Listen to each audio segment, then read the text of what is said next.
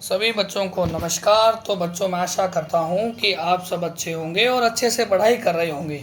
तो बच्चों, अपनों ने लास्ट लेक्चर में राइबोसोम की बात किया था और मैंने बताया था कि जो राइबोसोम है वो दो प्रकार के होते हैं। एक 70 राइबोसोम जो कि प्रोकैरियोटिक सेल के साथ साथ माइटोकॉन्ड्रिया और क्लोरोप्लास्ट कोशिकांगों में पाए जाते हैं, जबकि एक 80 राइबोसोम होता है जो कि यूकैरियोटिक सेल के साइटोप्लाज्म में पाया जाता है। ठीक है, तो ये बातें हो गई थी अपने पास। तो आज अपने पास एक नया कोशिकांग है जिसका नाम है माइटोकॉन्ड्रिया है। ठीक है, तो शुरू करते हैं बच्चों। तो ध्यान से सुनिएगा मेरी बातों को और समझिएगा। ठीक है, तो सुनिएगा। माइटोकॉन्ड्रिया है तो आपको सबसे पहले ध्यान रखना है कि माइटोकॉन्ड्रिया की जो खोज है, डिस्कवरी ऑफ माइटोकॉन्ड्रिया, वो अल्टमान साइंटिस्ट ने की थी।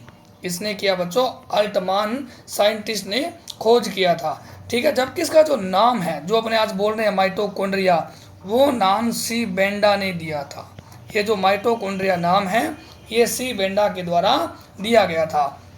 ठीक है, माइटोकॉन्ड्रिया देखो बच्चों बहुत ज़्यादा छोटा होता है। अगर आप इसे डायरेक्टली देखना चाहो तो नहीं देख पाओगे। माइटोकॉन्ड्रिया को अगर आपको देखना है तो आपको स्टेनिंग करनी पड़ेगी। विदाउट स्टेनिंग आप माइटोकॉन्ड्रिया को ऑब्जर्व नहीं कर सकते हो। तो यानी कि मैं लिख सकता हूँ कि बिना स्टेनिंग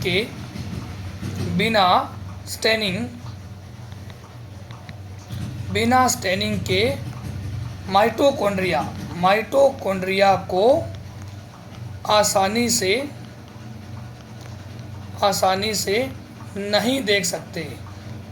नहीं देख सकते। ठीक है बच्चों, ये बात ध्यान रखना है। अगर आपको देखना है तो माइटोकॉन्ड्रिया को स्टेनिंग करना पड़ेगा और स्टेनिंग की जाती है जोनास ग्रीन। किससे किया जाता है बच्चों? जोनास ग्रीन से स्टेनिंग की जाती है। ये केमिकल है बच्चों, इसका ध्यान रखना है कि स्टेनिंग करना है तो आप किससे करोगे? माइटोकॉन्ड्रिया को जोनास ग्रीन से किया जाता है। ठीक है, तो सुनिएगा और देखिएगा साथ ही साथ। तो मैंने कहा माइटोकॉन्ड्रिया है, ये कहाँ पर मिलता है? लोकेशन क्या है इसकी लोकेशन है बच्चों सभी यूकैरियोटिक सेल के साइटोप्लाज्म में। सभी यूकैरियोटिक सेल्स के साइटोप्लाज्म बोले तो कोशिका द्रव्य में देखने को मिलता है। केवल और केवल अपवाद है जो वो आरबीसी है। आरबीसी में माइटोकॉन्ड्रिया नहीं होता है। ठीक है, ध्यान रखना, आरबीसी में माइटोकॉन्ड्रिया नहीं होता है। लोकेशन की बात हो गई। अब इसके साइज यानी कि आकार की बात कर रहे हैं। माइटोकॉन्ड्रिया का आकार कितना होता है? ठीक है, ऐसे माइटोकॉन्ड्रिया होता है। ठीक है, सिलेंड्रिकल या फिर मैं कहूँ साउसेज आकृति का माइटोकॉन्ड्रिया होता है। ठीक है, ये माइटोकॉन्ड्रिया है। ठीक, इसकी जब मैं लेंथ की बात करूँ कि माइटोकॉन्ड्रिया की जो लंबाई है वो 2 से 4 माइक्रोमीटर होती है। 2 से 4 माइक्रोमीटर होती है, जबकि इसका डायामीटर को कहते हैं हिंदी में व्यास, वो होता है 0.5 माइक्रोमीटर, या फिर आप बोल सकते हो 0.2 से लेकर 1 माइक्रोमीटर होता है। ठीक है, ध्यान रखना कि माइटोकॉन्ड्रिया की जो लंबाई है वो 2 से 4 माइक्रोमीटर, जबकि माइटोकॉन्ड्रिया का व्यास हाफ बोले तो 0.5 माइक्रोमीटर होता है। ठीक है, सभी यूकैरियोटिक कोशिकाओं के साइटोप्लाज्म में देखने को मिलता है, बस एक को छोड़कर, वो है आरबीसी। अब इसकी आकृति की बात करते हैं। तो आकृति होती है इसकी सिलेंड्रिकल। कैसी होती है बच्चों? सिलेंड्रिकल, या फिर मैं कह सकता हूँ एनसीईआरटी ने लिखा है तस्तरीनुमा। क्या लिखा है? तस्तरीनुमा आकृति होती है। देखो माइटोकॉन्ड्रिया का अगर आप शेप की बात करो, जैसे कि मैंने कहा ये माइटोकॉन्ड्रिया है। ठीक है, तो माइटोकॉन्ड्रिया के जो साइज है और इसका शेप बोले तो आकृति और इसका नंबर बोले तो संख्या, ये तीनों के तीनों वेरिएबल है। यानी कि एक कोशिका से दूसरी कोशिका में जाओगे तो माइटोकॉन्ड्रिया का नंबर, साइज और शेप तीनों के तीनों परिवर्तनशील है। एक में अगर माइटोकॉन्ड्रिया की संख्या मान लीजिएगा 100 है तो दूसरों में कम ज़्यादा हो सकती है। ये डिपेंड करती है सेल की फिजियोलॉजिकल एक्टिविटी पर, है ना। किसी सेल है, कोई सेल बनाया, तो उस सेल में मैंने कहा कि ज़्यादा माइटोकॉन्ड्रिया किसी सेल के साथ कंपेयर कर रहे हैं, तो माइटोकॉन्ड्रिया का जो नंबर है या फिर मैं कहूँ उसकी मतलब कि संख्या, शेप, साइज, वो डिपेंड करता है सेल की फिजियोलॉजिकल एक्टिविटी पर। यानी कि माइटोकॉन्ड्रिया की संख्या, माइटोकॉन्ड्रिया की संख्या सेल्स की फिजियोलॉजिकल कार्य की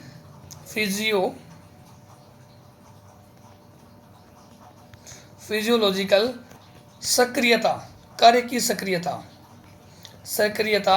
पर निर्भर करता है। जिस सेल में ज़्यादा फिजियोलॉजिकल एक्टिविटी होगी उसमें माइटोकॉन्ड्रिया की संख्या भी ज़्यादा होगी।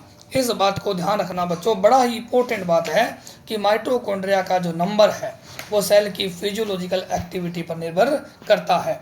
ठीक है, तो सुनिएगा बच्चों, अब स्ट्रक्चर ऑफ माइटोकॉन्ड्रिया की बात कर रहे हैं कि माइटोकॉन्ड्रिया की संरचना कैसी होती है। आप जानते हो कि इसकी आकृति सौसेज होती है, बोले तो तस्तरीनुमा होती है। और जो माइटोकॉन्ड्रिया है डबल मेम्ब्रेनस है, आपके सामने दिखाई दे रहा है। मैंने इसकी दो लेयर बनाई है, एक तो बाहरी परत, एक है बाहरी परत है, और एक अंदर वाली परत जिसे मैं आंतरिक परत कहता हूँ। दोनों की दोनों लिपिड की बनी हुई है। ध्यान रखना इस बात को बच्चों।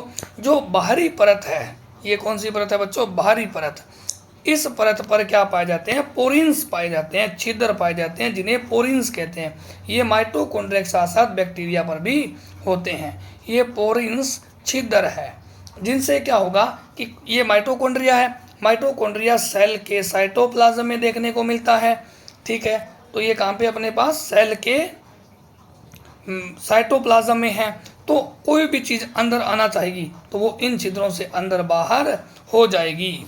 ठीक है, बाहरी परत है, इसमें क्या उपस्थित है बच्चों? इस पर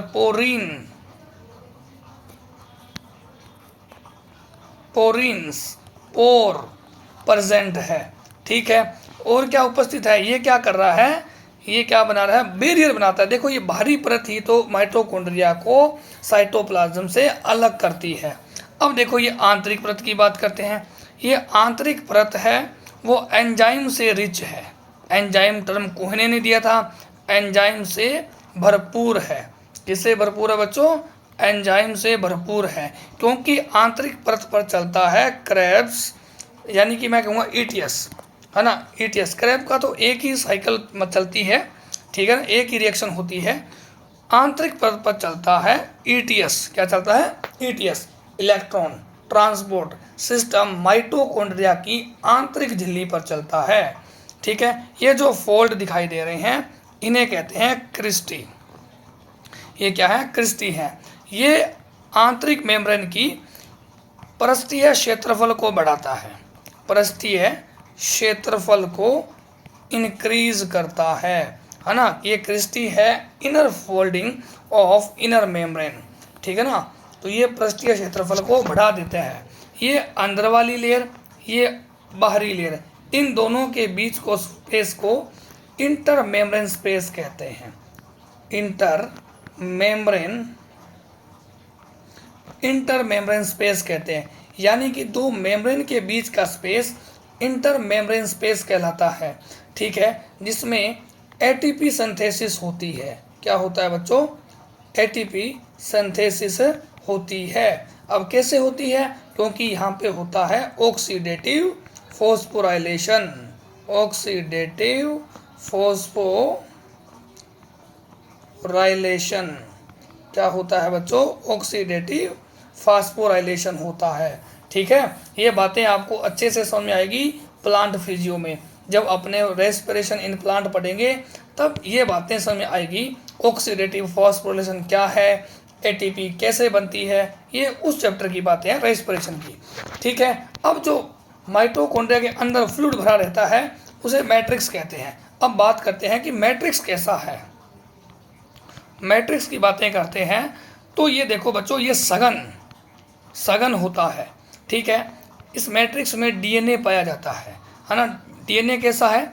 अपने पास सिंगल स्ट्रैंडेड सर्कुलर डीएनए है। कैसा है? सिंगल स्ट्रैंडेड सर्कुलर डीएनए है। यहाँ पर आरएनए भी है और 70S राइबोसोम उपस्थित है। इसका मतलब कि जो माइटोकॉन्ड्रिया है अपने आप प्रोटीन का सिंथेसिस कर लेगा। ठीक है, और क्या चलता है यहाँ पे, और मैं कह सकता हूँ कि इनके साथ साथ क्रेब्स साइकिल है ना, क्रेब्स साइकिल है वो माइटोकॉन्ड्रिया की मैट्रिक्स में चलेगा। बीटा ऑक्सीडेशन भी यहीं पर होगा। इसके साथ साथ अमीनो एसिड सिंथेसिस भी यहीं पर होगा। ठीक है ना, ये तीनों चीज़ें इंपॉर्टेंट है। Krebs cycle is very very important. Krebs cycle mitochondria के मैट्रिक्स में चलता है, इस बात को आप अच्छे से ध्यान रखें। अब देखो कुछ इंपॉर्टेंट पॉइंट्स हैं माइटोकॉन्ड्रिया से रिलेटेड, कुछ इंपॉर्टेंट पॉइंट है उनकी बात करते हैं। Some important points. ठीक है, अब सुनिएगा, पहला इंपॉर्टेंट पॉइंट है कि जो माइटोकॉन्ड्रिया है ये द्वि झिल्ली युक्त कोशिकांग है जो यूकेरियोटिक कोशिका के साइटोप्लाज्म में मिलता है। ठीक है, इसे शक्ति ग्रह भी कहा जाता है, शक्ति ग्रह भी कहा जाता है, क्योंकि ये क्या करता है बच्चों, एटीपी संश्लेषण करता है, इसलिए माइटोकॉन्ड्रिया को क्या कहते हो, शक्ति ग्रह कहते हैं। इसमें ऑक्सीजन इंटर करेगी। ठीक है, तो फिर क्या निकलेगा, CO2 रिलीज होगी, CO2 फिर रिलीज होगी। साथ ही साथ क्या होता है कि जब ETS चलता है तो उसमें पानी बनता है, और इस पानी को अपने क्या कहते हैं, उपापचय पानी, उपापचय मेटाबॉलिक वाटर, उपापचय वाटर कहते हैं। ये कहाँ पर बनता है, ETS के लास्ट स्टेप में, ETS के लास्ट स्टेप्स में बनता है। जब अंतिम चरण होता है ETS का तो उसमें पानी बनता है। ठीक है, और वेरी वेरी इंपॉर्टेंट बात है कि जो माइटोकॉन्ड्रिया है ये विभाजित होता है। ठीक है, 1 से 2, 2 से 4, ये होता है विखंडन के द्वारा, विखंडन के द्वारा अपने आप को विभाजित कर लिया जाता है, और ये विभाजन देखने को मिलता है G2 फेज में। अभी आप बस इतना ध्यान रखें कि कोई G2 नाम की फेज होती है। इस चैप्टर के जस्ट बाद में cell cycle and cell division पढ़ेंगे, तब उसमें अच्छे से बताऊंगा कि ये कितने प्रकार की फेज है, कि किसका पार्ट है, तो उसमें बातें करेंगे। ठीक है बच्चों, तो ये अपना माइटोकॉन्ड्रिया यहाँ पर कंप्लीट हो जाता है, छोटा सा कोशिकांग है। तो सुनिएगा एक बार वापस से, देखो माइटोकॉन्ड्रिया का जो खोज है वो अल्टमान ने और नाम सी बेंडा ने दिया। माइटोकॉन्ड्रिया का आप इजीली से नहीं देख सकते हो, अगर देखना है तो आपको जोनस ग्रीन स्टेनिंग करना पड़ेगा, फिर ही आप माइटोकॉन्ड्रिया को यूकोटिक सेल के साइटोप्लाज्म में ऑब्जर्व कर सकते हो। वैसे RBC में नहीं पाया जाता है, इतना सा ध्यान रखना है। इसका साइज को लेकर बात करते हैं तो इसकी लंबाई 2 से 4 माइक्रोमीटर और व्यास 1/2 माइक्रोमीटर का होता है। आकृति सिलेंड्रिकल, NCERT हिंदी में लिखा हुआ है, तश्तरीनुमा, और तीनों के तीनों साइज, शेप और नंबर परिवर्तनशील है, यानी कि वेरिएबल है। माइटोकॉन्ड्रिया का जो नंबर है वो सेल की फिजियोलॉजिकल एक्टिविटी पर डिपेंड करता है, और माइटोकॉन्ड्रिया डबल मेम्ब्रेनस है, जिसकी आउटर मेम्ब्रेन्स पर पोरिन छिद्र पाए जाते हैं और इनर मेम्ब्रेन पर भरपूर एंजाइम पाए जाते हैं। और जो इनर मेम्ब्रेन की इनफोल्डिंग है उन्हें क्रिस्टी कहते हैं। क्रिस्टी इंक्रीज सरफेस एरिया, ताकि ज़्यादा से ज़्यादा एंजाइम जुड़ पाए, क्योंकि इनर मेम्ब्रेन पर ETS चलता है। दो मेम्ब्रेन का स्पेस, दो मेम्ब्रेन के बीच का स्पेस इंटर मेम्ब्रेन स्पेस, और इंटर मेम्ब्रेन स्पेस में pH कम होती है, क्योंकि यहाँ पर हाइड्रोजन, या फिर मैं कहूँ अच्छे से प्रोटॉन का नंबर बढ़ता है तो pH घटता है, और यहाँ पर बनती है ATP। ठीक है, फिर मैंने मैट्रिक्स के बारे में बताया कि वहाँ पर सिंगल स्टैंडर्ड सर्कुलर DNA पाया जाता है। RNA के साथ साथ 70S राइबोसोम भी होता है, और राइबोसोम को प्रोटीन की फैक्ट्री भी कहते हैं। और कुछ इंपॉर्टेंट पॉइंट है, जैसे कि माइटोकॉन्ड्रिया डबल मेम्ब्रेनस है। ठीक है, power house of the cell, O2 enter कर दिया, CO2 रिलीज करती है, पानी बनता है ETS के लास्ट स्टेप में, और विखंडन के द्वारा अपने आप को G2 फेज में डिवाइड कर लेता है। ठीक है बच्चों, तो आप बच्चों हमारे साथ जुड़े रहिएगा और सिलेबस पूरा करवाया जाएगा, विश्वास रखिएगा, और स्टेप बाय स्टेप लेक्चर आएंगे, ठीक है, ताकि आपको पढ़ने में, नोट्स बनाने में कोई दिक्कत ना हो। अपने जो लेक्चर आ रहे हैं इनके साथ साथ क्वेश्चनों की भी सीरीज चल रही है। जैसे कोई चैप्टर पढ़ाया है तो उसका क्वेश्चन भी करवाया जाएगा, क्योंकि अपना जो एग्ज़ाम का पैटर्न है वो MCQ लेवल पर हो रहा, क्योंकि वहाँ पर थ्योरी तो पढ़ी जाएगी नहीं, ठीक है, क्योंकि वहाँ पर थ्योरी तो लिखनी है नहीं, कहानियाँ नहीं आएगी, सीधी सी बात है। वहाँ पर तो टिक मारना है, और टिक अपना सही होना चाहिए, उसके लिए क्वेश्चन प्रैक्टिस बहुत ज़रूरी है, ठीक है। तो क्वेश्चन प्रैक्टिस करते रहिए और पढ़ते रहिएगा, ठीक है बच्चों। तो मिलते हैं अगली क्लास में। जय हिंद, जय भारत।